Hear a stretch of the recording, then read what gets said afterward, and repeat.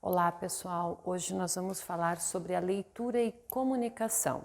Há um conjunto de atitudes que se completam, o ato de ler e deve se tornar hábito por serem de extrema importância para o alcance da maturidade linguística na sustentação de um ponto de vista através da exposição escrita ou oral do pensamento. Bom, o aprendizado eficiente da leitura não cessa, uma vez que quanto mais se lê, mais conhecimento se adquire.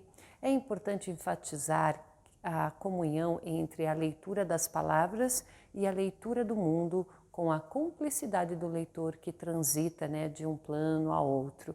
E nesse processo deve-se levar em conta a diferença individual. Não há uma leitura convencionada, inquestionável. Há várias delas e dependendo da interação do leitor com o texto, pode surgir aí novos significados, desde que acompanhados de argumentação consistente.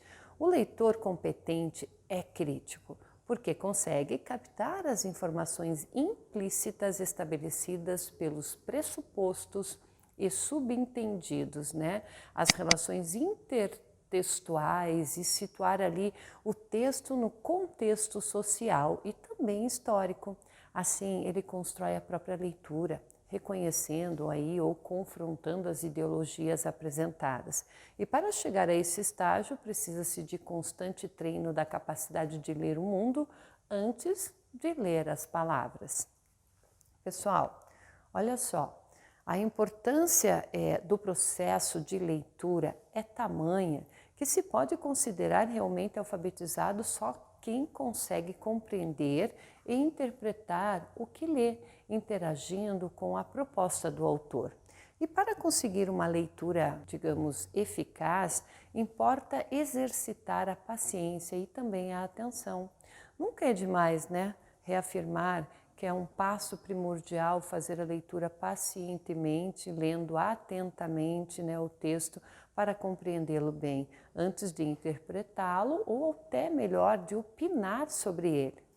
Em um teste aí seletivo escrito, por exemplo, tem de se considerar ainda a obediência aos comandos das questões.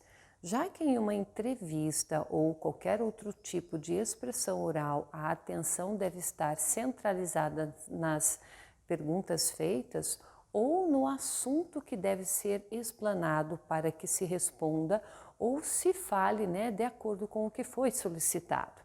Ao se comunicarem as ideias e argumentos pela expressão oral ou escrita, é necessário ter criatividade, empregar a linguagem simples e correta, evitando-se os chavões, os textos pré-fabricados, isto é, em todas as circunstâncias as palavras devem compor uma mensagem clara, objetiva, concisa e apresentar aí as características individuais do emissor.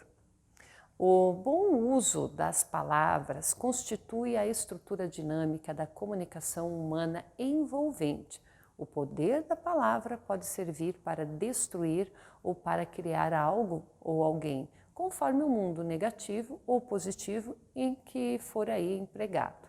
A comunicação de sucesso deve considerar alguns quesitos essenciais, como o conhecimento do assunto, o objetivo, qual o público-alvo, o ambiente e também o modo de transmissão da mensagem. Pessoal, quanto à comunicação oral, de modo geral, o improviso causa boa impressão na comunicação oral, tendo em vista o seu caráter mais espontâneo do que da escrita.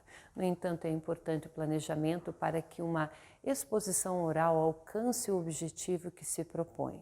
É evidente que o ponto de partida para qualquer manifestação do pensamento, seja oral ou escrita, é o domínio do assunto, o que comprova a importância da leitura para reforçar e embasar o conteúdo apresentado. Bom, é importante então ter aí um plano, a exposição oral. Para esse trabalho preliminar é preciso então ter alguns cuidados. Vamos lá? Primeiro, pessoal, determinar o que vamos dizer e consolidar somente o conhecimento a respeito através de reflexões e de pesquisas. Devemos organizar a distribuição do assunto da maneira que nos parece mais aí interessante, né, mais clara e precisa. E tais procedimentos são considerados como essenciais, uma vez que as reflexões e pesquisas necessárias para a expressão das ideias, elas fundamentam-se na leitura entendida no seu sentido mais amplo, não apenas como uma decodificação de letras. Tanto a expressão escrita como a expressão oral exigem aí um aprendizado de habilidades que as pessoas podem adquirir ao desenvolver, dependendo aí das necessidades, certo? A diferença é que na oralidade se caracteriza pela espontaneidade, por provocar a interação instantânea entre o emissor e o receptor. Isso significa que a reação do ouvinte ela é percebida imediatamente, ok? E assim, para falar em público, principalmente em situações como debates, entrevistas, palestras, discursos ou reuniões de trabalho, pessoal, é muito importante desenvolver a confiança em si mesmo para dominar o medo. A falta de coragem de enfrentar a plateia é comum à maior parte das pessoas, principalmente as que não estão acostumadas com essa situação. Entretanto, isso pode incentivar positivamente a pessoa a buscar aprimoramentos. E para conseguir êxito numa exposição oral, deve haver a preparação de acordo com o objetivo que se pretende alcançar. O profissional que não se prepara para uma apresentação, por mais simples que ela seja, pode provocar efeitos desastrosos para sua imagem, ok?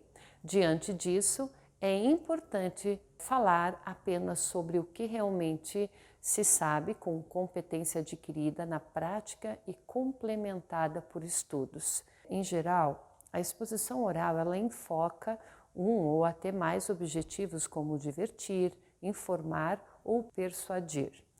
A arte de falar em público consiste em combinar com bom senso os elementos citados de maneira sedutora e interessante. Pessoal, o ideal é ilustrar a exposição, mesclando aí com a narração de pequenos fatos e a força de retórica, né, de modo bem equilibrado. Uma palestra bem feita é uma palestra ótima, né, e tem aí uma oportunidade de se transmitir uma mensagem, empregando a fala cuidadosamente, elaborada, para se persuadir alguém a fazer e acreditar em algo, né?